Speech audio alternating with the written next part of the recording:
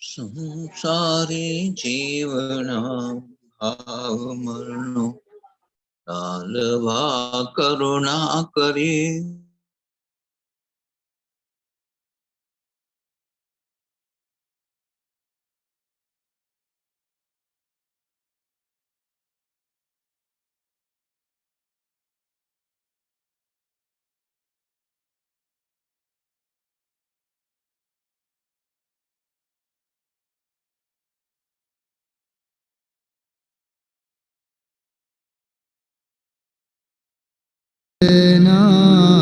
हृदयनो तू पंथ मुक्ति तरणो सुने तने रसनि बंध शिथिल थाय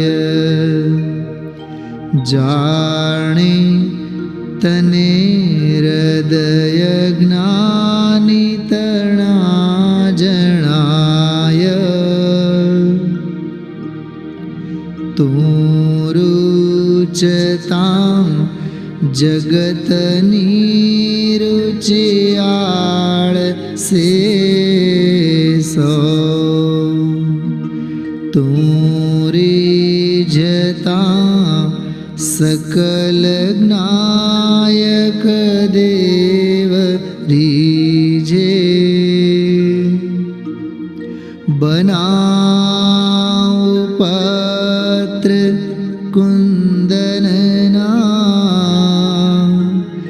रत्नोना अक्षरो लखी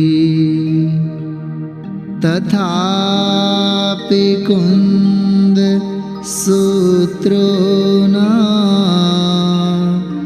अंकाए मूल्यना कदी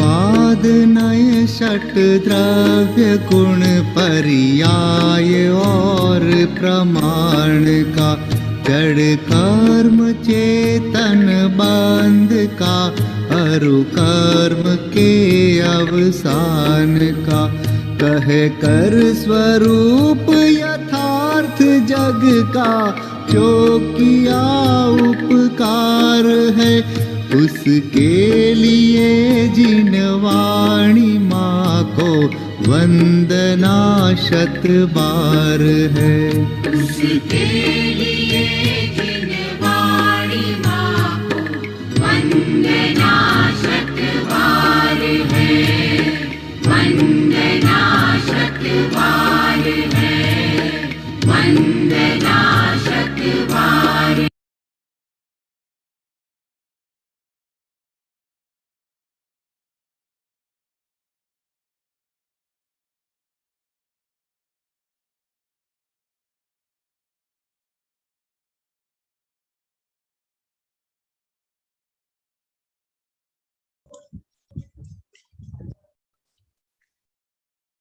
नमो अर्हन्ताडं नमो सिद्धाडं नमो आर्याडं णमोऽध्यायाणं णमूलोए सव्यसाहुणम् मङ्गलं भगवान् वीरो मङ्गलं गौतमो गणी मङ्गलं कुन्दकुन्दार्यो जैन धर्मोऽस्तु मङ्गलम् सर्वमङ्गलमाङ्गल्यं सर्वकल्याणकारकं प्रधानं सर्वधर्माणां जैनं जयतु शासनम् वन्दितु सौवसिद्धे धोयमचलमणो एवं गदिं पत्ते ओच्छामि समय पाहुड निणमो सुध केवली भणिदम।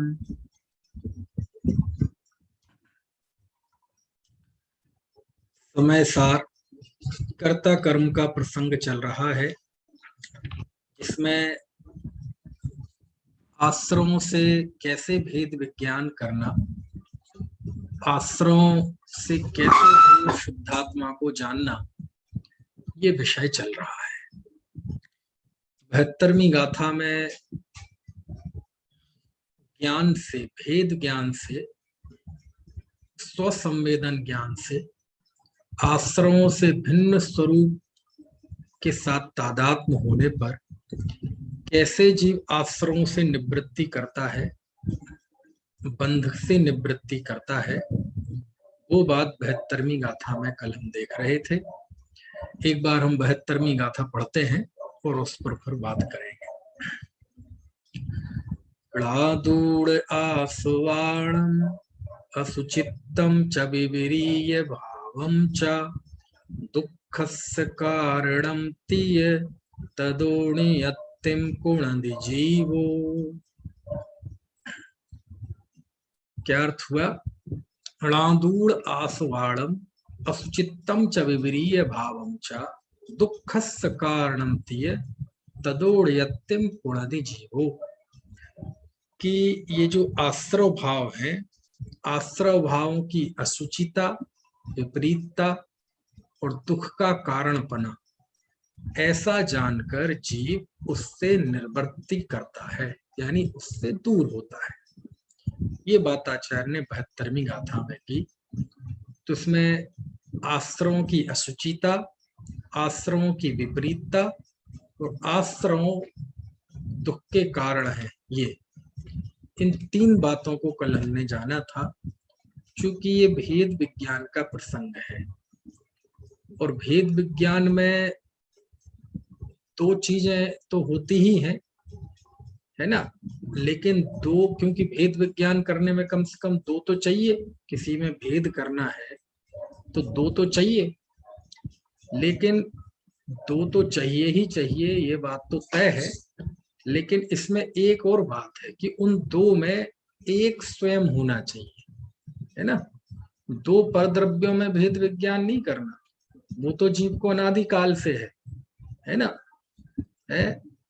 तो उसमें तो जीव करता ही है कि ये मेरे पैसे हैं, ये उसके पैसे हैं, ये मेरा घर है। वो परद्रव्यों में ही स्व और पर का भेद विज्ञान तो अज्ञानी कर लेता है, लेकिन ऐसा भेद विज्ञान जिसमें एक मैं हूं और एक तरफ दूसरा है ना।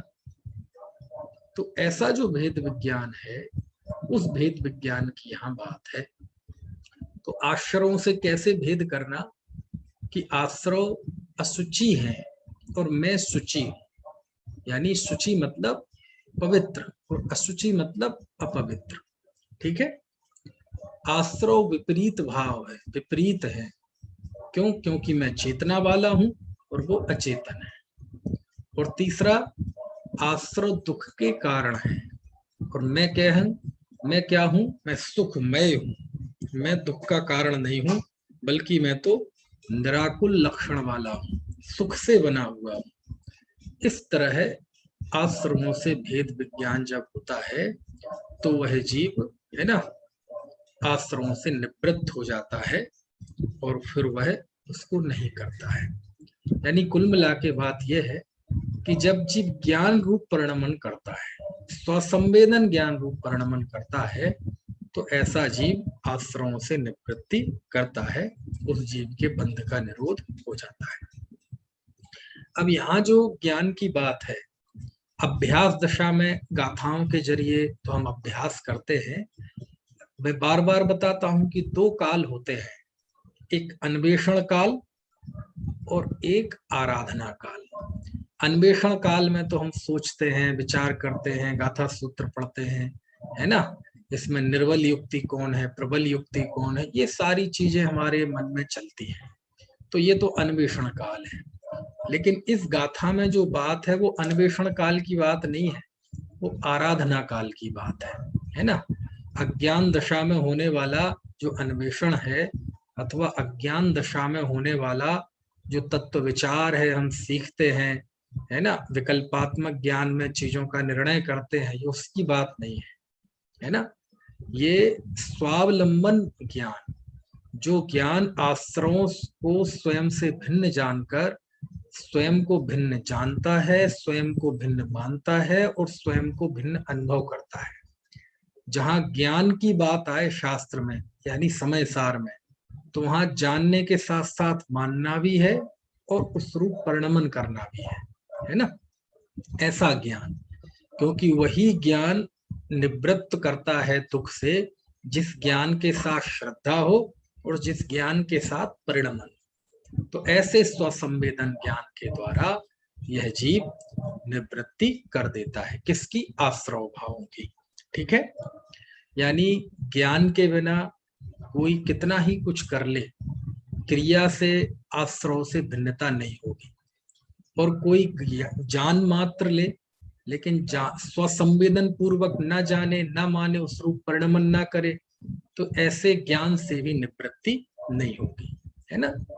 तो इस तरह क्रिया नय का भी खंडन किया और अकेले शुष्क ज्ञान नय का भी खंडन किया, कि जाने और जानने रूप परिणमन करे, मात्र ज्ञातृत्व रूप परिणमन करे। ये जाने आश्रव मुझसे विपरीत है, यानी मैं ज्ञाता हूं, आश्रव जड़ है, और जब मैं ज्ञाता हूं तो बस ज्ञाता ही रहूं, यानी मात्र जानूं देखूं, तो इसी का नाम है परिणमन करना। और जब ऐसा परिणमन होता है, मात्र ज्ञाता दृष्टा रूप परिणमन होता है, तो यह परिणमन समस्त आश्रव का निरोध कर देता है, आश्रव से निवृत्ति कर देता है ना। अब एक यहाँ से एक बड़ी चर्चा है, और ये बहुत क्या कहना चाहिए, दरअसल क्या है कि यहाँ कौन करता है, कौन जीव है जो आश्रव से निवृत्त होता है। यदि सिद्धांतता तो देखा जाए तो 13वें गुण स्थान में भी आश्रव है, समझ में आए ना। तो आश्रव से पूर्णतः निवृत्त तो अरहंत भगवान भी नहीं है ना। और इरियापथाश्रव लेके सांप्रायिक आश्रव लिया जाए तो 10वें गुण स्थान तक सांप्रायिक आश्रव है, यानी कषाय से होने वाला आश्रव। तो फिर यदि आश्रव से निवृत्ति का अर्थ इस तरह से लिया जाए, यानी सांप्रायिक आश्रव से निवृत्ति, तो वह निवृत्ति तो 12वें गुण स्थान में होती है, समझ में आए ना। तो ये सारा उपदेश 12वें गुण स्थान वर्ती जीव के लिए है क्या, वीतराग चारित्र वाले जीव के लिए है क्या। तो ये एक बड़ा मुद्दा है इस समय सार को लेकर। और इस की जब हम टीका में जाते हैं, अमृतचंद आचार्य तो कुंद कुंद देव के साथ खड़े रहते हैं हर एक बात में, हर एक गाथा में। जैसे आचार्य कुंद कुंद देव ने कहीं गुण स्थानों की परिपाटी से कथन नहीं किया, तो अमृतचंद आचार्य भी नहीं करते हैं, समझ में आए ना। लेकिन जैसे आचार्य जब इसकी टीका करते हैं तो ये सारी बातें वो उसके लिए लिखते हैं कि ये वीतराग चारित्र एवं वीतराग सम्यक्त जिनके होता है, ये उनकी बात यहाँ है। अब वीतराग सम्यक्त किसके होता है, वीतराग चारित्र किसके होता है, तो वीतराग विशेषण तो 11वें 12वें गुण स्थान में ही होता है ना। तो वहां की बात है। तो यहाँ से एक चर्चा में थोड़ा सा ट्विस्ट आ जाता है, क्योंकि समय सार को लेकर जैसैन आचार्य ने स्थान स्थान पर जहाँ ज्ञानी की बात आती है, अभी निर्जराधिकार में आएगा कि ज्ञानी के भोगों से निर्जरा होती है, अभी कर्ता कर्माधिकार में ही और आगे आएगा जब कहा जाएगा ज्ञानी के समस्त भाव ज्ञानमय है, अज्ञानी के अज्ञानमय है ना। आश्रो अधिकार में आएगा कि ज्ञानी के आश्रो नहीं होता। तो जहां जहां इस तरह के प्रसंग आते हैं तो वहां जैसे नाचार्य उसे लागू करते हैं वीतराग चारित्र पर। और वीतराग चारित्र किसके होता है? गृहस्थ के तो होता नहीं, मुनि के होता है। और मुनियों में भी सबके नहीं होता, क्योंकि वीतराग विशेषण तो 12वें गुण स्थान में आता है। तो ये 12वें गुण स्थान की बात है क्या? समझ में आए ना? एक ये बड़ा प्रश्न है, क्योंकि आचार्य कुंद देव ने यदि ये वीतराग चारित्र यानी 12वें गुण स्थान वर्ती ज्ञानी की बात है जगह जगह पे, तो इसके विरुद्ध आचार्य ने हर जगह अज्ञानी खड़ा किया है। समझ में आए ना? ये मिथ्या दृष्टि खड़ा किया है। जहां अज्ञानी और मिथ्या दृष्टि की बात आती है तो जैसे आचार्य स्वयं उस अज्ञानी को बहिरात्मा लिखते हैं। समझ में आए ना? तो इस तरफ हम खड़ा करें बहिरात्मा, अज्ञानी, मिथ्या दृष्टि, तो उसके पैरेलल कौन खड़ा होगा? वीतराग सम्यक दृष्टि, वीतराग चारित्र बंत 12वें गुण स्थान। तो ये बात थोड़ी सी असहज सी लगती है, और यही कारण है कि जब ऐसी बात आती है तो जैसे आचार्य ऐसी टिप्पणी करते तो हैं कि यहाँ वीतराग चारित्र की बात है, लेकिन जब ऐसी गाथाएं आ जाती हैं कि थोड़ा ऐसा लगता है कि ये बात तो वीतराग चारित्र पे है ही नहीं, ये तो आचार्य नीचे के गुण स्थान वालों की बात कर रहे है ना। जैसे भी निर्जराधिकार आएगा तो वहां कहेंगे कि ज्ञानी के भोग से निर्जरा होती है, तो वो कहते हैं तो वीतराग चारित्र की बात है। तो फिर आगे कहते हैं कि नहीं, ऐसे जीव की बात है जिसको नियम से सुख दुख भी होता है। अब 12वें गुण स्थान में सुख दुख होता है क्या? तो फिर वहां आचार्य जैसे थोड़े से हाथ खींचते हैं और फिर उसे गुण स्थान परिपाटी से लागू करते हैं। तो ऐसे स्थल पे पाठक को थोड़ा मन में संदेह हो जाता है कि क्या करें। एक और समय सार में जीव आचार्य अज्ञानी को खड़ा कर रहे हैं। वो अज्ञानी जो अज्ञानी ये मानता है कि ये सचित अचित मिश्र पदार्थ, ये कर्म नौ कर्म, ये भूतकाल में मेरे थे, वर्तमान में मेरे हैं, भविष्य में मैं इनका होऊंगा, ये मेरे होंगे। तो ऐसी जो अज्ञानी की असत कल्पनाएं हैं, झूठी कल्पनाएं हैं, आचार्य देव ऐसे अज्ञानी को खड़ा करते हैं। अब ऐसे अज्ञानी को जहां खड़ा करेंगे तो इसके समानांतर ज्ञानी कौन होगा? वह जो आत्मा को जानेगा, आत्मा को मानेगा। तो गाथाओं में कहीं ऐसा नहीं लगता कि आचार्य कुंद देव को कोई 12वें गुण स्थान वाला जीव अभीष्ट है, क्योंकि 12वें गुण स्थान वाला जीव अभीष्ट यदि है तो अज्ञानी में तो हो गया बहिरात्मा, और ज्ञानी हो गया 12वें गुण स्थान वर्ती जीव। तो ये बीच के क्या है फिर?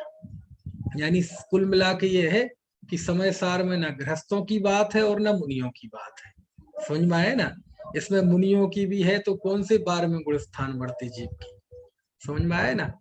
अब अभी कर्ता कर्म अधिकार में ही अमृत चंद आचार्य कलश लिखेंगे कि ज्ञानी के सब भाव शुभाशुभ ज्ञानमयी है, अज्ञानी के वही भाव अज्ञानमयी है।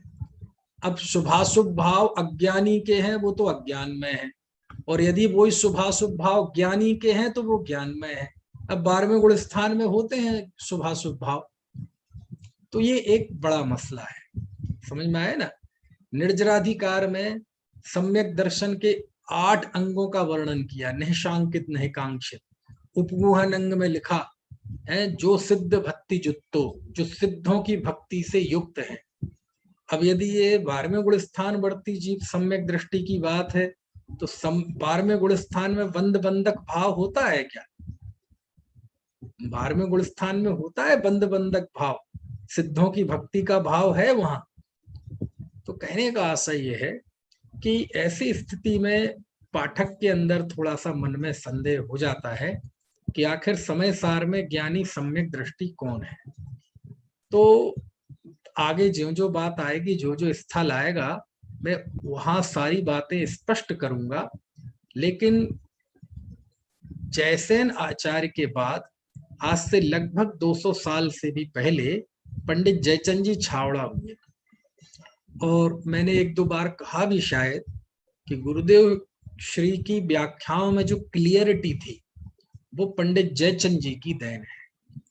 क्योंकि कुंद आचार्य ऐसा कोई भेद खड़ा नहीं करते कि यहाँ वीतराग सम्यक दृष्टि की बात है कि सराग सम्यक दृष्टि की बात है। वो तो सम्यक दृष्टि कहते हैं, उसे ज्ञानी कहते हैं। वो ये नहीं कहते ज्ञानी वो गृहस्थ है कि मुनि है कि वृत्ति है कि अवृत्ति है। ज्ञानी मतलब ज्ञानी, अज्ञानी मतलब अज्ञानी। जो आत्मा को जानता है वो ज्ञानी, जो आत्मा को नहीं जानता वह अज्ञानी।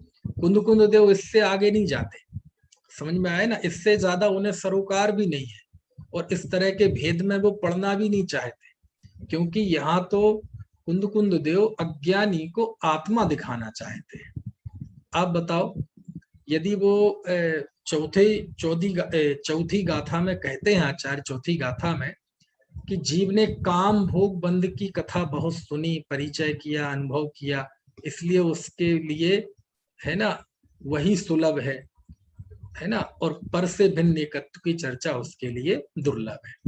यानी आचार्य तो यह समय सार, यह आत्मा का स्वरूप ऐसे जीव को बता रहे हैं जिसने कभी आत्मा की चर्चा सुनी नहीं, परिचय नहीं किया, अनुभव नहीं किया। अत्यंत अप्रतिबुद्ध को समझाने के लिए समय सार की रचना की है और उसके पैरेलल किसे खड़ा किया है? ज्ञानी को।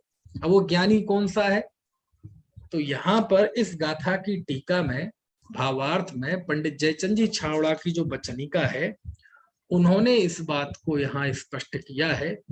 और यदि इस दृष्टि से देखा जाए, पंडित जयचंद जी ने जो यहाँ खुलासा किया है, ये समय सार के सभी प्रकरणों को जहां जहां ज्ञानी अज्ञानी में बात आती है, उन सारे प्रकरणों को उन्होंने बहुत अच्छी तरह से अनुशीलन किया और उसके बाद उन्होंने ये लिखा है। और यहाँ इस गाथा की भाषा वचनिका में उन्होंने लिखा कि वह सम्यक दृष्टि ज्ञानी कौन है ना, जिसे बंध नहीं होता। तो यहाँ इस भाषा वचनिका में उन्होंने लिखा कि यहाँ बंध नहीं होता मतलब अनंतानुबंधी और मिथ्यात्व संबंधी बंध नहीं होता, बस इसका नाम है बंधन नहीं होता। और बाकी जो शेष चारित्र मोह संबंधी बंध है वह बहुत अल्प स्थिति अनुभाग वाला होता है, उसकी यहाँ मुख्यता नहीं है, उसको यहाँ गौण किया गया है। क्योंकि अनंत संसार का कारण क्या है? मिथ्यात्व और अनंतानुबंधी। ये है तो संसार है। यदि मिथ्यात्व और अनंतानुबंधी ना हो तो बाकी जो तीन कषाय हैं उनमें बहुत ताकत नहीं रहती।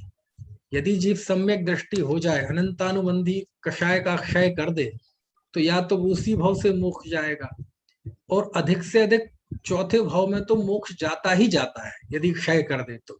और यदि छूट जाए तो फिर तो कोई गारंटी नहीं है कितना समय लगेगा, अर्ध पुद्गल परावर्तन के अंतर्गत जाएगा ही जाएगा।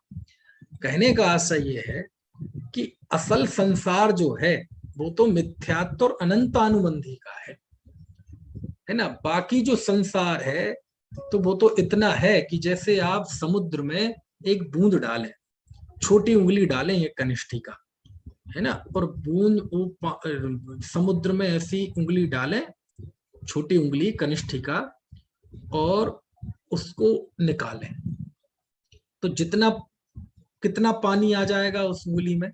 जरा सा आ जाएगा ना, एक बूंद का भी छोटा सा हिस्सा, इतना पानी इसमें लग जाएगा। समझ में आया ना। तो पूरा समुद्र मिथ्यात्व और अनंतानुबंधी है और बाकी जो बचा है वो इतना सा है, बस इतना। समझ में आया ना। देखा है आपने समुद्र? आप सोच रहे होंगे हमने कुछ अतिशयोक्ति कर दी। नहीं, अतिशयोक्ति नहीं की है तो इससे भी ज्यादा स्थिति। लेकिन अब क्या करें, दृष्टांत तो लौकिक ही होगा। मैंने समुद्र भी देखा है, जब समुद्र के किनारे जाके खड़े हो जाते हैं तो लगता है, पता चलता है कि समुद्र कितना बड़ा होता है। हम ऐसे ही कह देते हैं वह व्यक्ति ज्ञान का सागर है, आनंद का सागर है। जब देख के लगता है कि यार कुछ ज्यादा ही हो गया, सागर बहुत बड़ा होता है। तो मैं ये सब देख के कह रहा हूँ, और जो उपमा दे रहा हूँ कि ना, ये भी बहुत स्थूल उपमा है कि सारा संसार तो कितना है, समुद्र बराबर है अनंतानुबंधी और मिथ्यात्व का, और बाकी जो बचता है, बाकी शेष तीन कषाय का, वो तो कितना सा है, अंगुली में जितना पानी लग जाए बस उतने जितना। तो आप कहेंगे ये तो अतिशोक्ति हो गई। नहीं, अतिशोक्ति नहीं है। यदि वास्तव में देखा जाए सैद्धांतिक तौर पे तो बूंद बराबर भी नहीं है। क्यों? क्योंकि समुद्र और बूंद में तो असंख्यात गुने का फर्क है मात्र, है ना। लेकिन अनंतानुबंधी और मिथ्यात्व का जो संसार है उसके सामने जो बाकी कषायों का संसार है वो तो अनंत गुना कम है, अनंतमा भाग है। इसलिए दृष्टांत तो लौकिक देना ही पड़ता है, सिंधु में बिंदु जैसा। यानी सिंधु है मिथ्यात्व और अनंतानुबंधी, और बिंदु है शेष चारित्र मोह, है ना। तो ऐसा जयचंद जी लिखते हैं कि यहाँ मुख्य रूप से मिथ्यात्व और अनंतानुबंधी कषाय से होने वाले बंध की मुख्यता है। शेष जो बंध है वो चारित्र मोहजन्य जो है वो बहुत थोड़ा होता है, और उसको यहाँ प्रधान नहीं किया गया है। अविरति कषाय आदि से होने वाला जो बंध है वो बहुत अल्प स्थिति अनुभाग वाला होता है, उसको यहाँ गौण किया गया है। ये बात प्रथम बार पंडित जयचंद जी ने इसकी भाषा वचनिका में लिखी है, और मैं भाषा वचनिकाकार का बहुत बड़ा प्रशंसक हूँ, है ना। ये इतनी मोटी मंगलायतन से इनकी ये भाषा वचनिका छपी हुई है, और बहुत जबरदस्त है वो भाषा वचनिका। अभी उस भाषा वचनिका पे अलग से चर्चाएं नहीं हुई, नहीं तो बहुत विशेषता है उसमें। यानी गाथा गाथा में पंडित जयचंद जी छावड़ा ने जो आचार्य अमृतचंद और आचार्य जयसेन ने कहा है ना, वो तो कहा ही है, उसका सुमेल तो किया ही है, लेकिन स्थल स्थल पर वो थोड़ा एक अलग दृष्टि से समय सार को देखते हैं, और जिस दृष्टि से देखते हैं वो समय सार को, वो दृष्टि बड़ी क्रिस्टल क्लियर है, उसमें कोई संदेह नहीं रह जाता। समझ में आए ना। तो ये बात यहाँ इन्होंने पंडित जयचंद जी छावड़ा ने यहाँ इसके भावार्थ में ये खोली है, और ये आगे अनेक जगह अब ये बात करेंगे। जयसेन आचार्य अनेक जगह आगे ये बात करेंगे कि वीतराग चारित्र वाले की बात है, और वहीं पर स्थल स्तर पर पंडित जयचंद जी छावड़ा कहेंगे कि यहाँ मुख्य रूप से चौथे गुण स्थान वाले की बात है। क्यों? क्योंकि सारा बंधन ही अनंतानुबंधी और मिथ्यात्व का है। समझ में आया ना। उसके बाद तो लगता भवसागर चुल्लू भर जितना है। तो ये थोड़ी दो लाइन यहाँ पर चलती है। तो क्या जयसेन आचार्य ने कोई गलत व्याख्या की? नहीं, जयसेन आचार्य, देखो हमें ये देखना पड़ता है कि कौन सी व्याख्या गाथाओं के नजदीक जाती है, कौन सी व्याख्या गाथाओं के साथ तालमेल बैठता हुआ नजर आता है उस व्याख्या का, है ना। जयसेन आचार्य के मन में समय सार की गरिष्ठता को कम करने का भाव बहुत अधिक था। वो चाहते थे समय सार की गरिष्ठता कम हो। यही कारण था कि उन्होंने अनेक स्थानों पर इस तरह की व्याख्या की, ताकि समय सार की कुछ गरिष्ठता, उसकी जो हार्डनेस है, उसकी जो अपचनीयता है, वो थोड़ी सी कम हो, ताकि वो सुपाच्य बन सके। समझ में आया ना। ऐसे बहुत स्थानों पर जयसेन आचार्य ने ऐसे उपक्रम किए हैं। तो उनका कोई भाव गलत था ऐसा कुछ नहीं है, उनकी व्याख्याएं कुछ गलत हैं ऐसा भी हम नहीं कह सकते, है ना। लेकिन बस व्याख्या में ये फर्क है, अमृतचंद आचार्य की व्याख्या में, जयसेन आचार्य की व्याख्या में, और पंडित जयचंद जी छावड़ा के सामने चूंकि दोनों ही व्याख्याएं थी। देखो ये फर्क होता है। अमृतचंद आचार्य के सामने केवल मूल सूत्र थे, जयसेन आचार्य के सामने मूल सूत्र के साथ साथ अमृतचंद आचार्य की टीका भी थी, और पंडित जयचंद जी के सामने मूल सूत्र भी थे, अमृतचंद आचार्य की टीका भी थी, जयसेन आचार्य की टीका भी थी, उनके सामने पांडे राजमलची की कलश टीका भी थी, बनारसी दास का नाटक समय सार भी था, बहुत कुछ था। तो फिर बाद में जो जयचंद जी ने लिखा, तो उनके विवेचन में, उनकी भाषा वचनिका में बहुत क्लियरिटी है। समझ में आए ना। खास तौर से समय सार में ज्ञानी अज्ञानी, ये जो एक बड़ा मसला है, समय सार का में ज्ञानी कौन है, अज्ञानी कौन है, समय सार में ज्ञानी है वो कौन से गुण स्थान वाला है, ये जो एक बहुत पेचीदा मसला है समय सार का, उस समय सार की गुत्थी को बहुत क्रिस्टल क्लियर, है ना, वे में समझाया है। तो पंडित जयचंद जी छावड़ा ने समझाया है। गुरुदेव ने अपने मन से कोई व्याख्या नहीं की। समझ में आया ना? गुरुदेव तो बड़े बहुमान के साथ पंडित जयचंद जी छावड़ा को याद करते थे, क्योंकि उनके विवेचन में जो बार बार क्लियरिटी थी कि यहाँ ज्ञानी को बंद नहीं होता, मतलब उसे मिथ्यात्व और अनंतानुबंधी संबंधी बंद नहीं होता। ये जो क्लियर कट जो गुरुदेव के या गुरुदेव के बाद जो उनसे सीखे हुए विद्वान हैं उनके प्रतिपादन में ये जो बात आई, ये क्लियरिटी किसी ने दी तो पंडित जयचंद छावड़ा ने। और उन्होंने अपने मन से कुछ लिख दिया ऐसा नहीं है, वो चीजें गाथाओं में तैरती है। समझ में आया ना? क्यों? आचार्य अज्ञानी को खड़ा कर रहे हैं, मिथ्या दृष्टि को खड़ा कर रहे हैं, बहिरात्मा को खड़ा कर रहे हैं। और बहिरात्मा के पैरेलल कौन खड़ा होगा? अंतरात्मा खड़ा होगा। समझ में आया ना? जब वो कहते हैं ज्ञानी के सारे भाव ज्ञानमय हैं और अज्ञानी के सारे भाव अज्ञानमय हैं, ज्ञानी के शुभाशुभ भाव ज्ञानमय है, अज्ञानी के शुभाशुभ भाव अज्ञानमय है, तो भाई ऐसा ज्ञानी लेना जिसके शुभाशुभ भाव होते हैं, तभी तो ये कहा जाएगा कि उसके शुभाशुभ भाव ज्ञानमय है। यहाँ ऐसी ज्ञानी लेना जो सिद्धों की भक्ति करता है, जिसके जीवन में सिद्धों की भक्ति है। समय सार में ऐसे ज्ञानी सम्यक दृष्टि की बात है जो अपनी इंद्रियों के द्वारा चेतन अचेतन पदार्थों का उपभोग करता है। समझ में आया ना? तो जब तक ये सारी चीजें समग्रता के साथ सारे प्रकरण समय सार के नहीं देखेंगे तो वो भ्रांति बनी रहेगी। और जयचंद जी ने इस बात को बहुत बारीकी से देखा कि जहां जहां समय सार में ज्ञानी अज्ञानी मिथ्या दृष्टि सम्यक दृष्टि की बात आती है, वहां ऐसा सम्यक दृष्टि आचार्य खड़ा कर रहे हैं जो भोगी है। निर्जराधिकार में बिल्कुल सम्यक दृष्टि की मानो कीर्तन किया है आचार्य ने, बहुत प्रशंसा की है। क्यों? उसकी ज्ञान वैराग्य शक्ति, उसके भोग की नहीं, लेकिन खड़ा भोगी किया है ना? तो ये सारी चीजें पंडित जयचंद जी छावड़ा ने बहुत बारीकी के साथ पकड़ी कि यदि, क्योंकि उन्होंने जयचंद जी ने, है ना, ये सब पढ़ा हुआ था पुराना, लेकिन उन्हें कहीं ऐसा कुछ समझ में नहीं आया। यदि जैसे आचार्य की टीका उनके सामने नहीं होती तो पंडित जयचंद जी छावड़ा ये खुलासा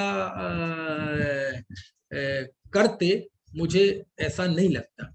क्योंकि पंडित जयचंद जी छावड़ा ने इसकी भाषा वचनिका में जो प्रतिक्रिया दी है, वो प्रतिक्रिया से समझ में आ रहा है कि उनके सामने जैसे आचार्य के वचन थे।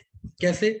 देखो जरा, हम पढ़ के बताते हैं आपको, क्योंकि हम टीकाओं में जा नहीं रहे हैं, लेकिन कुछ ऐसे टेक्निकल बिंदु हैं जो बार बार आएंगे, इसलिए उनका अभी से थोड़ा सा यदि उल्लेख हो जाए तो बात आगे और स्पष्ट हो जाएगी। देखो, आपको इसमें जैसे आचार्य की टीका पढ़ के बताता हूं मैं, और हिंदी में पढ़े देता हूं। तात्पर्य वृत्ति हिंदी टीका है 72वीं गाथा की। इसमें देखो मैं पढ़ता हूं। ज्ञान मात्र से बंध का निरोध कैसे होता है, ऐसा प्रश्न करने पर निराकरण प्रस्तुत करते हैं। यह जीव क्रोधादिक आश्रवों संबंधी कलुषता को, असुचिता को, जड़ता को, विपरीत भाव को, आकुलता लक्षण रूप दुख के कारण पने को जानकर उसी प्रकार अपने आत्मा संबंधी निर्बल आत्मानुभूति रूप को, सुचिता को, सहज शुद्ध अखंड केवल ज्ञान रूप ज्ञातृत्व को तथा अनाकुलत लक्षण रूप अनंत सुख को जानकर तत्पश्चात स्वसंवेदन ज्ञान के अनंतर सम्यक दर्शन, सम्यक ज्ञान, सम्यक चारित्र की एकाग्र परिणति रूप परम सामायिक में स्थित होकर क्रोध आदि आश्रयों की निवृत्ति करता है। इस प्रकार ज्ञान मात्र से ही बंध का निरोध होता है। यहाँ सांख्य आदि मत का प्रवेश नहीं है, अर्थात यहाँ सांख्य मत आदि की तरह बात नहीं है। विशेष यह है कि जो आत्मा और आश्रव संबंधी भेद विज्ञान है ना, वह भेद ज्ञान रागादि आश्रयों से निवृत्ति करता है या नहीं। यदि कहोगे कि निवृत्ति करता है तो उस भेद विज्ञान में पानक की तरह अभेद नय से बीतराग चारित्र एवं बीतराग सम्मिलित होता ही है। इस प्रकार सम्यक ज्ञान के बंध के होने, निरोध होने की सिद्धि होती है। यदि वह भेद विज्ञान रागादि से निवृत्ति को प्राप्त नहीं होता तो वह सम्यक ज्ञान ही नहीं है, ऐसा भावार्थ। मतलब क्या? कि जब ऐसा ज्ञान होता है तो राग आदि का निरोध होता है कि नहीं? बोले हाँ होता है।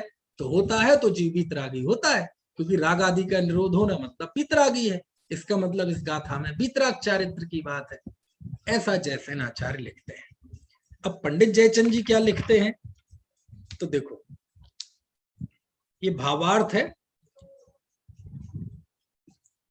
आश्रव असुचि है, सुनना ध्यान से, थोड़ा पढ़ रहा हूं मैं, है ना।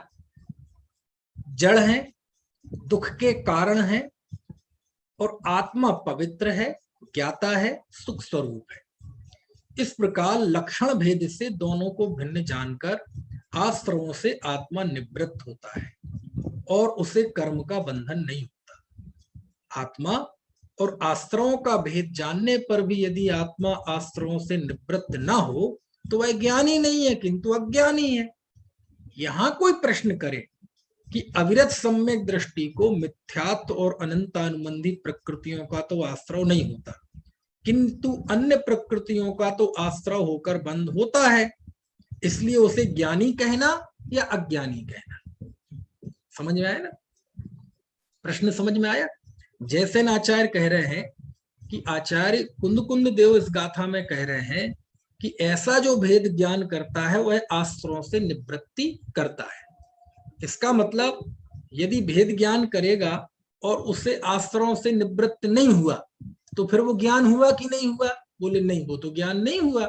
ज्ञान वो है जो आश्रवों से निवृत्ति करे, और यदि ऐसा ज्ञान है और आश्रवों से निवृत्ति हुई है तो वो तो वीतराग चारित्र है। समझ में आया ना? यही प्रश्न, इस तरह का प्रश्न जैसे आचार्य उठाते हैं कि कोई सम्यक दृष्टि है चतुर्थ गुण स्थान बढ़ती, उसके मिथ्यात्व और अनंतानुबंधी का तो अभाव हो गया, उसके तो बंद है नहीं, बाकी बंद है, तो उसे ज्ञानी कहें कि अज्ञानी कहें? कुछ प्रश्न समझ में आया मेरा कि नहीं? ये पढ़कर मुझे लग रहा है कि जयचंद जी के सामने जयसेन आचार्य की टीका थी, तभी तो वो ऐसा प्रश्न उठा रहे हैं कि जयसेन आचार्य तो बिल्कुल हाथ ही नहीं रखने दे रहे। हाथ ही नहीं रखने दे रहे मतलब वीतराग चारित्र से नीचे बात ही नहीं कर रहे। बोले भेद ज्ञान होगा, आश्रवों से भेद विज्ञान हुआ तो उससे आश्रव की निवृत्ति हुई, और आश्रव की निवृत्ति ही मतलब बस आश्रव समाप्त, है ना? ऐसा, क्योंकि राग है तब तक सांप्रायिक आश्रव है। तो यदि ये बात है तो यदि आश्रव से निवृत्ति नहीं हुई, प्रश्न कर रहे हैं, तो फिर वो ज्ञान कहलाएगा क्या? नहीं कहलाएगा, वो अज्ञान कहलाएगा। इसका मतलब ज्ञान होना और आश्रवों की निवृत्ति होना ये दोनों एक साथ होते हैं, और चूंकि ज्ञान होने पर निवृत्ति हुई इसलिए ये वीतराग चारित्र की बात है। जैसे जयचंद जी प्रश्न करते हैं कि यदि ऐसी स्थिति है तो जो मिथ्यात्व और अनंतानुबंधी का जिसने नाश कर दिया है वो ज्ञानी है कि अज्ञानी है? कुछ बात समझ में आ रही कि नहीं? क्यों? क्योंकि जैसेन आचार्य के फैम में वो फिट हो नहीं रहा, और अज्ञानी आप उसे कह नहीं सकते। प्रश्न समझ में आया कि नहीं? क्योंकि आचार्य ने गाथा में बहुत बड़ी भूमिका को स्थापित कर दिया, तो वहां तो ये सम्यक दृष्टि फिट नहीं हो रहा और अज्ञानी के फ्रेम में फिट नहीं हो रहा, तो ये कहां जाए बेचारा? प्रश्न समझ में आया? ऐसा जयचंद जी प्रश्न कर रहे हैं, मैं नहीं कर रहा कि इसे आप क्या कहोगे, इसे ज्ञानी कहोगे कि अज्ञानी कहोगे? क्योंकि जैसेन आचार्य के अनुसार तो वो ज्ञानी होगा नहीं, और कुंद आचार्य जिसे अज्ञानी कहते हैं वो अज्ञानी है नहीं, तो वो क्या कहलाएगा? वो ज्ञानी कहे कि अज्ञानी कहे? सीधी बात ये है। प्रश्न समझ में आया कि नहीं? ऐसा प्रश्न कर रहे हैं। देखो यहां कोई प्रश्न करे कि अविरत सम्यक दृष्टि को मिथ्यात्व और अनंतानुबंधी प्रकृतियों का तो आश्रय नहीं होता, किंतु अन्य प्रकृतियों का तो आश्रय होकर बंद होता है, इसलिए उसे ज्ञानी कहना या अज्ञानी, है ना? ये जो समय सार में भावार्थ छपा है इसमें नहीं लिखा कि ये जयचंद जी का है, लेकिन ये जयचंद जी का है कहीं कहीं, पूरा नहीं, पूरा तो इसमें है ग्रंथ में। तो मैंने देखा कि ऐसा तो नहीं संपादकों ने या अनुवादकों ने अपनी ओर से लिख दिया हो, तो फिर मैंने जो ओरिजिनल जो भाषा वचनिका है पंडित जयचंद जी की, उसमें देखा तो उसमें ये प्रकरण हूबहू ऐसा है, इसलिए मैं यहां से ही सीधा पढ़ रहा हूं। उसका समाधान देखो, सम्यक दृष्टि जीव ज्ञानी ही है, क्योंकि वह अभिप्राय पूर्वक के आश्रयों से निवृत्त हुआ है। 12वें गुण स्थान वर्ती ज्ञानी नहीं है ऐसा नहीं कहते, वो भी ज्ञानी है, क्योंकि वो उस भूमि का योग समस्त आश्रयों से निवृत्त हो गया है। लेकिन सम्यक दृष्टि भी अभिप्राय पूर्वक जो राग आदि है आश्रय है उनसे निवृत्त हो गया है। उसे प्रकृतियों का जो आश्रय तथा बंध होता है वह अभिप्राय पूर्वक नहीं है। सम्यक दृष्टि होने के बाद परद्रव्य के स्वामित्व का अभाव है, इसलिए जब तक उसके चारित्र मोह का उदय है तब तक उसके उदय अनुसार जो आश्रय बंध होता है उसका स्वामित्व उसको नहीं है, अभिप्राय में तो वह आश्रय बंध से सर्वथा निवृत्त ही होना चाहता है, इसलिए वह ज्ञानी ही है। जो यह कहा है कि ज्ञानी को बंध नहीं होता, उसका कारण इस प्रकार है। मिथ्यात्व संबंधी बंध जो कि अनंत संसार का कारण है वही यहाँ प्रधानतया विवक्षित है। अब ये थोड़ा सा फर्क है, समझ में आया ना। जैसे नाचार्य कहते हैं जगह जगह पे यहाँ मुख्यता से वीतराग चारित्र है, वीतराग चारित्र की प्रधानता है। पंडित जयचंद जी बिल्कुल इससे उलट कहते हैं। वो क्या कहते हैं कि यहाँ मिथ्यात्व संबंधी बंध जो कि अनंत संसार का कारण है वही यहाँ प्रधानतया विपक्षित है। प्रधानतया लिख रहे हैं, समझ में है ना। अविरति आदि जो बंध होता है वह अल्प स्थिति अनुभाग वाला है, दीर्घ संसार का कारण नहीं है, इसलिए वह प्रधान नहीं माना गया है। अथवा तो ऐसा कारण है कि ज्ञान बंध का कारण नहीं। जब तक ज्ञान में मिथ्यात्व का उदय था तब तक वह अज्ञान कहलाता था, और मिथ्यात्व के जाने के बाद अज्ञान नहीं किंतु ज्ञान ही है। उसमें जो कुछ चारित्र मोह संबंधी विकार है उसका स्वामी ज्ञानी नहीं है, इसलिए ज्ञानी के बंध नहीं है। क्योंकि विकार जो कि बंध रूप है और बंध का कारण है वह तो बंध की पंक्ति में है, ज्ञान की पंक्ति में नहीं है। इस तरह से ठीक है। चलो इस बीच में आप एक से एक प्रश्न करे लेता हूं। अभी जो इतनी बात हमने की है आपको समझ में आया है प्रश्न किस गुत्थी पे हमने बात की है?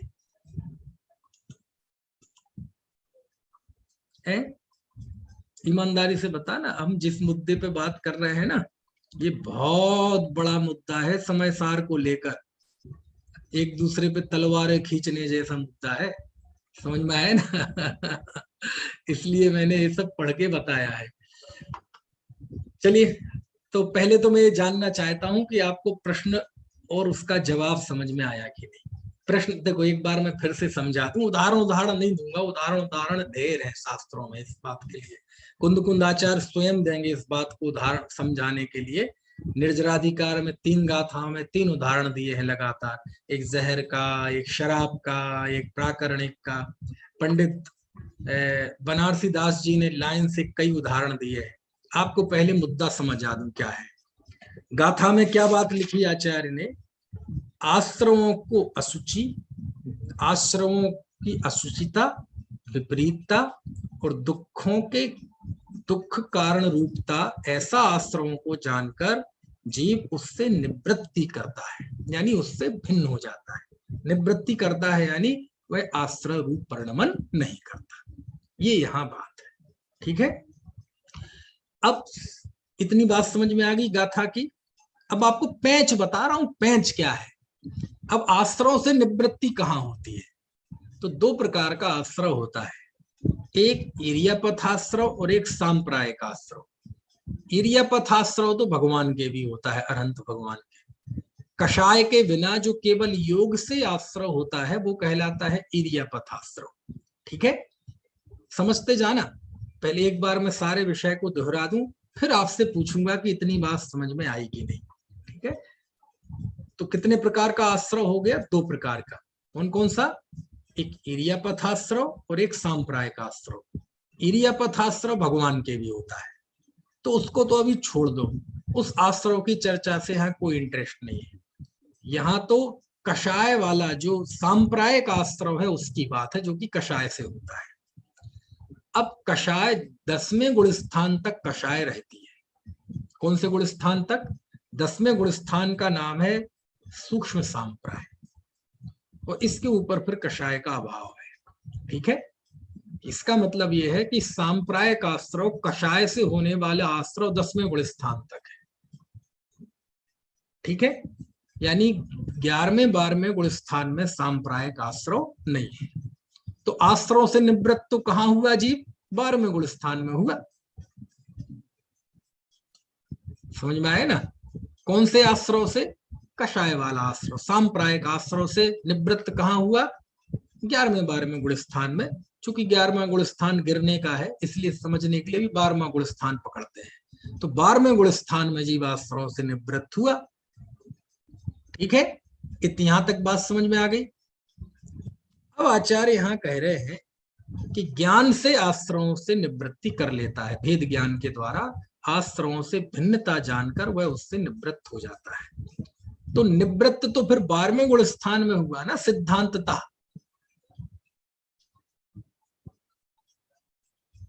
जैसे ना आचार्य प्रश्न करते हैं इस बात को समझाने के लिए कि क्यों जी, जब वह जीव आश्रव से भेद ज्ञान करेगा तो आश्रव का नाश करेगा कि नहीं करेगा? क्या प्रश्न समझ में आया? वो आश्रव से निवृत्ति करेगा कि नहीं करेगा? बोले हाँ करेगा, गाथा कह रही है। तो आश्रव से निवृत्ति करेगा तो मतलब वितराग हो जाएगा। इसका मतलब क्या है? ज्ञान, भेद ज्ञान और उसके फल में होने वाली वितरागता, ये साथ साथ है। यानी ज्ञानी कौन हुआ? जो वितरागी हो गया। इतनी बात समझ में आ गई? अशोक जी बात समझ में आ गई कि नहीं? जैसे आचार्य क्या प्रश्न करते हैं कि आचार्य ने ज्ञान से आश्रव का निरोध कहा, बंध का भी निरोध कह लो, आश्रव का ले लो फिलहाल। तो ज्ञान होगा तो आश्रव का निरोध होगा ना? बोले हाँ होगा। तो ये गाथा में जिस ज्ञान की बात चल रही है, तो ज्ञान हुआ तो आश्रव का निरोध हुआ कि नहीं? बोले हाँ हुआ। यदि नहीं होगा तो कह ले वो अज्ञानी कहलाएगा। तो अज्ञानी की तो बात यहाँ है नहीं, ज्ञानी की बात है। तो ज्ञान हुआ तो आश्रव का निरोध हुआ कि नहीं? बोले हाँ हुआ। और आश्रव का निरोध होना इसका मतलब तो वितराग हो गया वो जीव। ऐसा जैसेन आचार्य कहते हैं। यानी इस गाथा में किसकी बात है? 12वां गुण स्थान वर्ती जीव, 12वें गुण स्थान में जो स्वसंवेदन ज्ञान के द्वारा आश्रवों से निवृत्त हो गया, उस जीव की बात है। ठीक है, यहां तक समझ में आ गई बात? चलो पहले यहां तक का पूछ लें, आपको क्या समझ में आया, फिर इसके बाद पंडित जयचंद जी की तरफ चलते हैं।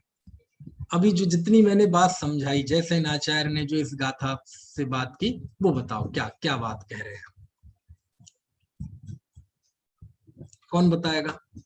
बता दोगे तो देखो मुझे प्रसन्नता होगी, तो फिर आपको जयचंद जी की बात समझ में आएगी थोड़ी सी, कि जैसे आचार्य किस ट्रैक को लेके चले हैं और पंडित जयचंद जी छावड़ा ने कौन सा ट्रैक पकड़ा। और आज भी ये दोनों ही ट्रैक है, एक जयसेनाचार्य के ट्रैक को पकड़े हैं और एक पंडित जयचंद जी के ट्रैक को पकड़े हैं। समझ में आए ना? और ये बिल्कुल आपस में समझ में आए ना, ये एक बड़ा मुद्दा है। निराधार दोनों ही नहीं है, दोनों के अपने अपने आधार है। ठीक है, तो ये जयसेनाचार्य का क्या प्रश्न है, आपको समझ में आ गया? क्या प्रश्न है कि ज्ञान से आश्रव से निवृत्ति होती है, बात पक्का है ना? बोले हाँ पक्का है। तो यदि ज्ञान से आश्रव से निवृत्ति नहीं हुई तो इसका मतलब वो ज्ञान ज्ञान नहीं है, अज्ञान है। और यदि ज्ञान से आश्रव से निवृत्ति हुई है तो आश्रव से निवृत्ति होना तो वितरागता है। इसका मतलब यहां उस स्वसंवेदन ज्ञान की बात है जिसका फल वितरागता है, और ये कहां होता है? 12वें गुण स्थान में। ठीक है, क्लियर? हैं? बताओ भाई, कौन बताएगा ये जो जितनी बात अभी मैंने बताई है? कौन बताएगा भाई? देखो बताओ, नहीं तो मजा नहीं आएगा। एक मिनट, प्रश्न ये ज्योति जी हैं, इनका प्रश्न ले लें। हाँ, मैं अनम्यूट करता हूँ। हाँ बोलिए प्रश्न। अच्छा, वीडियो नहीं है उनका। हाँ हाँ पंडित जी साहब, जय जिनेन्द्र। जय जिनेन्द्र, बताइए। हाँ, ये समझ तो आ गया थोड़ा, जैसे वो बोल रहे हैं कि जो ज्ञानी और अज्ञानी की बात बोल रहे हैं कि जो ज्ञानी है उसे आश्रमों से निवृत्ति होगी। तो बोल रहे हैं कि जैसे वीतरागता है, स्व संवेदन ज्ञान है, वो तो 12वें गुण स्थान में या 11वें में होता है। तो फिर जो चौथे गुण स्थान वर्ती है, जिसको कि अनंतानुबंधी और जो मिथ्यात्व, सम्यक मिथ्या, सम्यक प्रकृति, अगर इनका उदय नहीं है तो वो अज्ञानी होगा क्या? हाँ है ना ठीक है, ये बहुत अच्छा। क्वेश्चन? बस यही कहना चाह रहा था मैं। ये जैसे नाचार्य ने जो तर्क दिया है वो मुझे खुशी हुई कि आप उस बात को समझ पाए। और कोई बताएगा क्या? यदि बताए तो बहुत अच्छा लगेगा मुझे। अब जैसे मेरा नाचार्य क्वेश्चन बाद में पूछूं क्या पंडित जी साहब? हाँ पूछ लीजिए, पूछ लीजिए। जो आपने एक बात कही ना, चारित्र मोह संबंधी विकार, तो उसका हाँ मतलब ये है कि अनंतानुबंधी तो नहीं है सम्यक दृष्टि को, बाकी जो 3 कसाय चौकड़ी हैं हाँ उनका उदय है, उसका मतलब ये है क्या? उससे हाँ हाँ, मतलब यही मतलब है उसका। यही मतलब है, बिल्कुल यही तो मतलब। उसको हम चारित्र मोह संबंधी विकार या चारित्र मोह संबंधी राग ऐसे बोल सकते हैं। हाँ हाँ, ऐसा ही कह सकते हैं। यही शब्द है पंडित जयचंद जी के, है ना? ठीक। हाँ ठीक, जय आचार्य जय। जय से भाई साहब, जय जिनेन्द्र। हाँ हाँ बताइए महाप्रज्ञ जी। आचार्य जयसेन तो 12वें गुण स्थान में जो आश्रमों की निवृत्ति पूर्ण होती है उसी लेवल पर उसको ज्ञानी स्वीकार करते हैं। हाँ हाँ बिल्कुल। इसके नीचे उन्होंने उसको ज्ञानी स्वीकार नहीं किया है, ऐसा ही समझा जाए? हाँ ऐसा ही समझिए, जैसे आचार्य ऐसा ही कह रहे हैं। ऐसा ही समझे। और जब जो पंडित जयचंद जी और इन्होंने दादा ने गायक भाव प्रबोधिनी और ये जो इसमें जो विवेचन किया है उसको चौथे गुण स्थान वर्ती से जो मिथ्यात्व और अनंतानुबंधी का जब उसके नाश हो गया, वहीं से उसको ज्ञानी मानना स्टार्ट कर दिया है और वहीं से उसके आश्रमों से निवृत्ति माननी शुरू कर दी है। चलो ये तो ऐसा अभी ही माना आपने, जाता ये तो आपने आगे की बात बता दी। मैं केवल आपसे जानना चाह रहा था जैसे आचार्य का दृष्टिकोण हमें समझ में आया कि नहीं, उसके हाँ, वो बाद तो उन्होंने 12वें गुण स्थान चल। पर जाने के बाद ही उन्होंने पूर्ण आश्रम वो से निवृत्ति हाँ, मानी है। अब जब उसके नीचे वो ज्ञानी मानने को जयचंद जी तैयार के नहीं है। सामने ये सब चीजें आई, तो जयचंद जी ने थोड़ा और, मतलब उनके सामने प्रश्न आया होगा जरूर, उनके ही मन में आया होगा या जैसे भी रहा हो कि 12वें गुण स्थान में जीव ज्ञानी है इस दृष्टि से, तो चौथे से लेके 10वें तक वाला कौन है?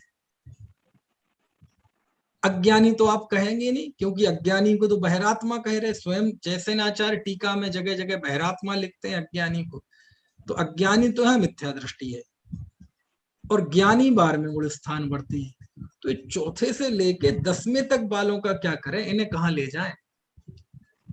ये एक प्रश्न जयचंद जी के मन में जरूर रहा होगा। दूसरा प्रश्न महत्वपूर्ण गाथाओं को लेकर, कि आचार्य हर जगह ज्ञानी और अज्ञानी खड़ा करते हैं, और ऐसा ज्ञानी खड़ा करते हैं कि जो भोग भोगता है, और ऐसा भोग भोगता है जिससे उसे सुख दुख भी होते हैं। अब वो 12वें गुण स्थान वर्ती हो नहीं सकता। समझ में आया ना? जब अमृतचंद आचार्य अभी कलश में कहेंगे कि ज्ञानी के सब भाव ज्ञानमय है और अज्ञानी के सभी भाव अज्ञानमय है, तो वो कैसे कैसे लागू होगा 12वें गुण स्थान में? उसमें तो कोई, और उसके बाद सिद्ध भक्ति जुत्तो, जो सिद्ध भक्ति से युक्त है ज्ञानी, तो 12वें गुण स्थान में तो बंद बंधक भाव है ही नहीं। ऐसी बहुत सारी वो पैंच पंडित जयचंद जी को समझ में आए।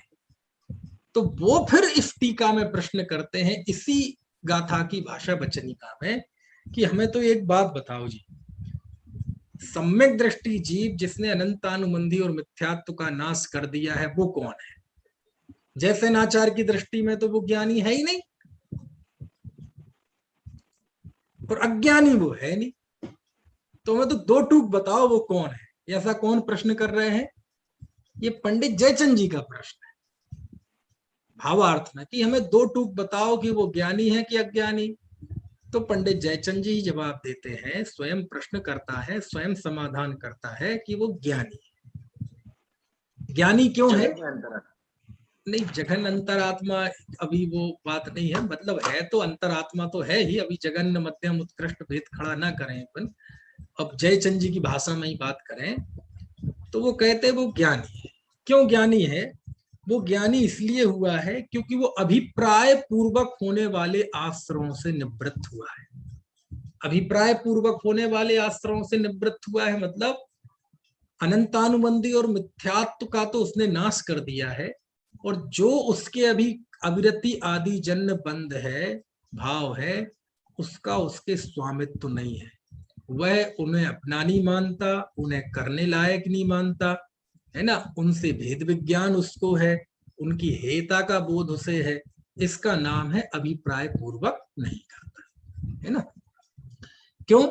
राग होना ये चारित्र मोह की विकृति है, और राग से राग होना ये दर्शन मोह की विकृति है। राग होना ये अनंत संसार नहीं है, लेकिन राग का राग होना ये अनंत संसार का कारण है।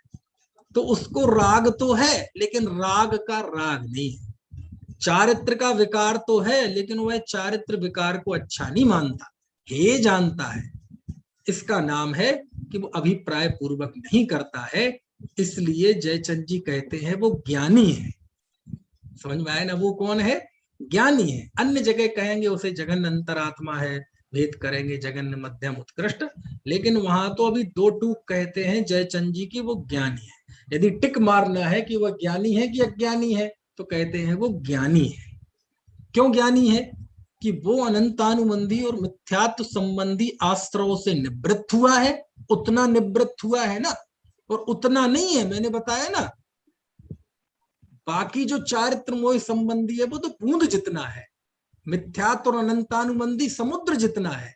तो समुद्र जितने आश्रयों से तो वो निवृत्त हो चुका है, और जो शेष है उसके प्रति उसे स्वामित्व नहीं है, उसके प्रति उसको अभिप्राय नहीं है कि ये अच्छा है, ये मैं हूं, ये करने लायक है।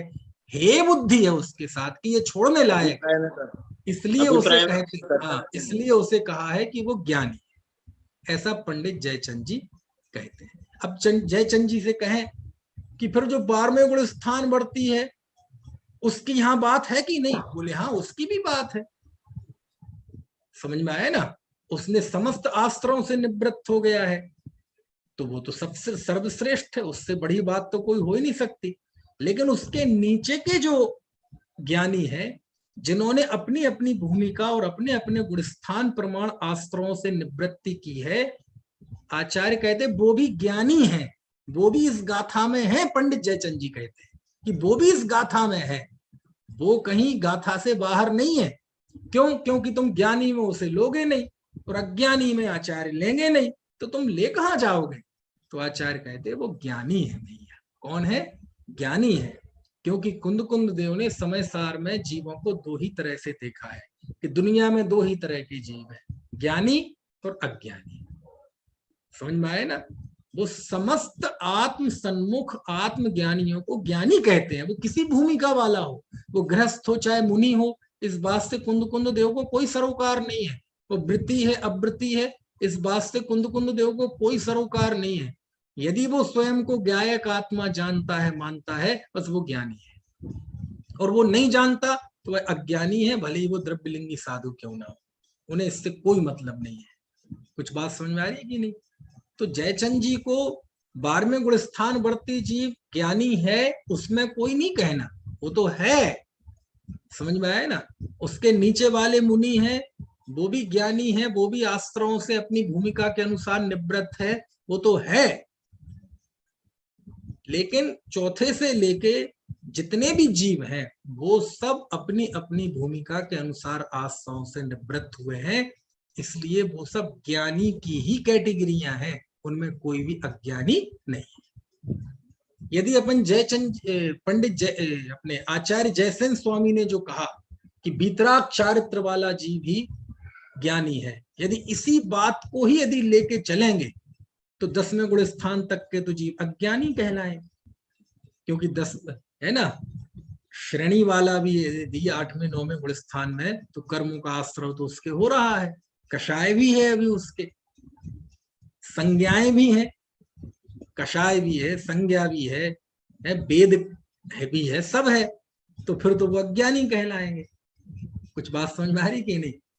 तो इसलिए, और ये बात जैसे आचार्य को मालूम है, वो आगे अभी जाएंगे आप तो इसी बात को वो स्पष्ट करते हैं। जैसे आचार्य ने कोई गलत व्याख्या की है ऐसा नहीं है, उन्होंने आगे स्वयं इस बात को स्पष्ट किया है। जहां ज्ञानी को अबंधक कहा है, जहां ज्ञानी को आश्रम, तो वहां उन्होंने स्वयं लिखा है कि सारी चीजें गुण स्थान प्रमाण जानना चाहिए। बस फर्क क्या है कि इतना कहने के बावजूद भी वो बार बार कहते हैं कि हाँ वीतराग सम्यक चारित्र की मुख्यता है, और पंडित जयचंद जी छाड़ यहाँ कहते हैं कि यहाँ इसी की मुख्यता है। किसकी? चौथे गुण स्थान वाले की। समझ में आए ना? बस ये थोड़ा सा चिंतन का फर्क है। बाकी चौथे वाले ऊपर के ज्ञानियों का निषेध नहीं करते, और ऊपर वाले नीचे के ज्ञानियों का निषेध नहीं करते। बात केवल कितनी है, प्रधानता किसकी है। ये पैंच आपको समझ में आया कि नहीं? ये बात इसकी टीकाओं में और गाथाओं में आती है। मैं बार बार टीका वगैरह की बातें क्यों नहीं करता आपसे, क्योंकि टीकाओं में ऐसी पैंच होते हैं, बातें ऐसी कठिन हो जाती हैं। गाथा पढ़ेंगे तो सब सरल सरल सा नजर आएगा, और जब टीकाओं में चलते जाएंगे तो बातें कठिन होती जाती है, और मुझे वो कठिनाई पसंद नहीं है। समझ में आया ना?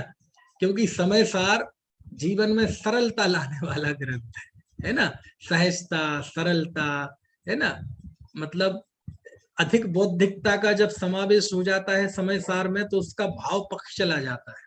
तो टीकाओं में जब जाते हैं तो बौद्धिकता हावी हो जाती है, बुद्धि तत्व प्रमुख हो जाता है ना। और हम नहीं चाहते कि समय सार की चर्चा में बुद्धि तत्व प्रमुख हो, हम चाहते हैं दृष्टि प्रमुख हो, अंतरोन्मुख दृष्टि प्रमुख हो।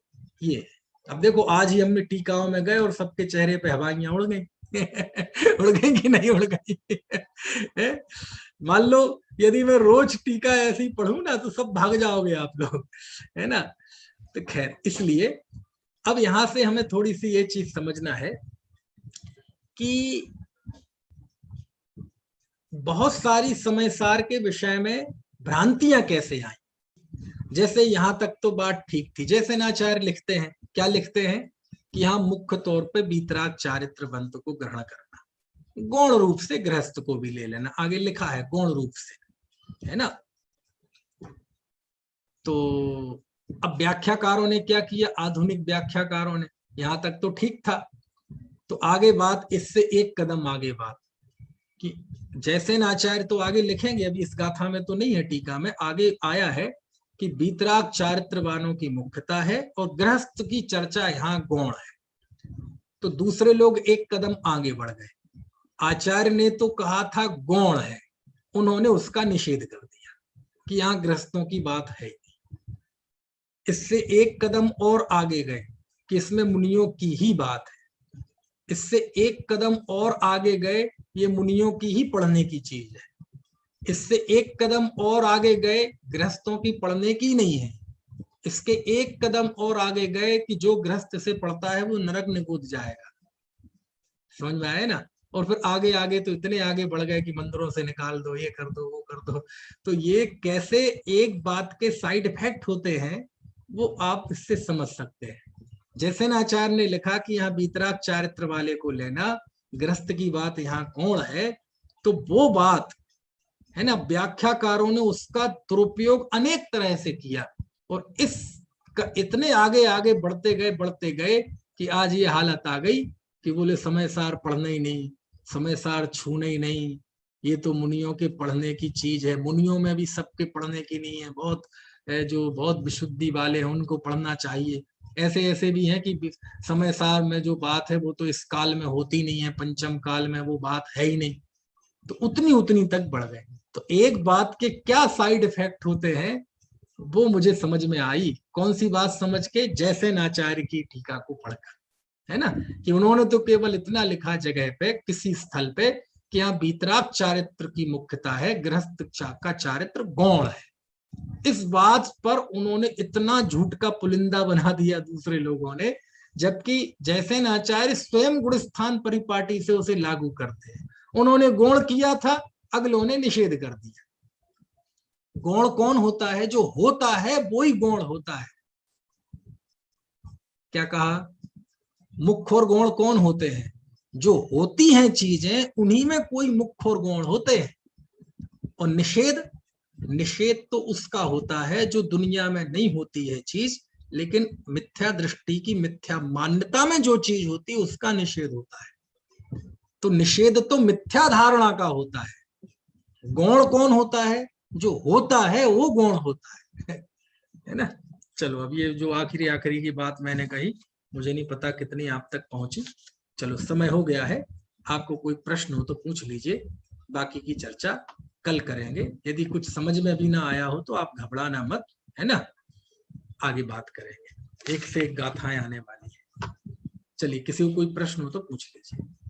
पंडित जी साहब, अंतर्जल्प और बहिर्जल्प में अंतर क्या होता है? बहिर्जल्प कहाँ से पढ़े आपने? ये कहीं स्वाध्याय चल रहा था, वो 143 गाथा का, उससे पढ़े हैं। कहाँ कैसे आए हैं वो तो देख के बताएंगे, लेकिन मोटे मोटे तौर पर आत्मा संबंधी विकल्प, अब वहां जहां आपने पढ़ा है वहां तो देख के पता चलेगा। जो प्रथम दृष्टया शब्दों से अर्थ निकलता है, आंतरिक विकल्प, आत्मा संबंधी विकल्प वो अंतर्जल्प, और आत्मा के अलावा अन्य विकल्प वो बहिर्जल्प, है ना। ऐसा सामान्य समझ में आता है, बाकी वहां देखने पर याद आएगा। अच्छा, वहां वाणी से जो बोले जाए वो विकल्प को उन्होंने बहिर्जल्प, ऐसा कह लो, अंतर विकल्प, आत्मा संबंधी विकल्प, बहिर्जल्प, ऐसा जब ऐसा है तो पूछा क्यों आपने? पता है तो। नहीं, मुझे भी जो आपने बताया आंसर वो ज्यादा उचित लग रहा था, क्योंकि वाणी से मतलब अंदर भी तो हमें वो विकल्प आते हैं ना, जो कि आत्मा से रिलेटेड नहीं है, तो वो बहिर्विकल्प ही हो गए ना। चलिए, कोई बात नहीं है, अंततः दोनों विकल्पों के ही भेद है, निर्विकल्प दोनों में ही नहीं है। चलिए, और कोई प्रश्न किसी का हो तो? हाँ, पूछिए।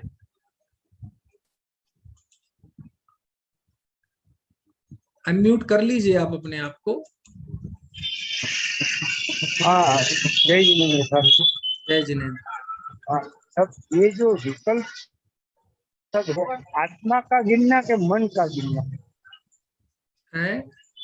जो विकल्प, संकल्प विकल्प जो हो रहे हैं, हाँ, वो आत्मा के संकल्प विकल्प गिनने चाहिए या मन के संकल्प विकल्प गिनने चाहिए? मन में होने वाले विकल्प, क्योंकि विकल्प तो मन में ही होते हैं। आत्मा संबंधी मन में होने वाले संकल्प विकल्प, राग द्वेष को वही परिभाषा लागू होगी। राग सहित ज्ञान को ही विकल्प कहते हैं। ज्ञान प्लस राग इज इक्वल टू विकल्प। वो भी मन से ही होगा ना?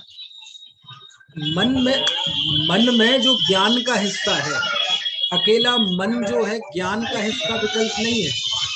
ज्ञान के साथ राग मिलता है, ऐसा जो विकल्प होता है वो विकल्प। बीच में आवाज होता है। बाकी सब लोग अपने आप को अनम्यूट कर लीजिए ताकि उनकी आवाज में सुन सके।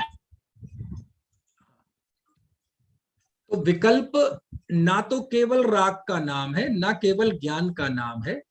ज्ञान अकेले को देखेंगे तो ज्ञान का तो सविकल्पना उसका स्वभाव है, लेकिन यहाँ जो बात चल रही है ना, वो ज्ञान प्लस मोह मतलब राग, उसे विकल्प कहते हैं, है ना।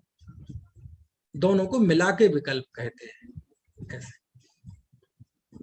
कल पंडित साहब ये एक लाइन ये बोली थी, इसलिए राग का और कर्म का अविनाभाव संबंध है जीव से। ये गलत कुछ समय कल मैंने उसको 2-3 बार सुना यूट्यूब पे वापस।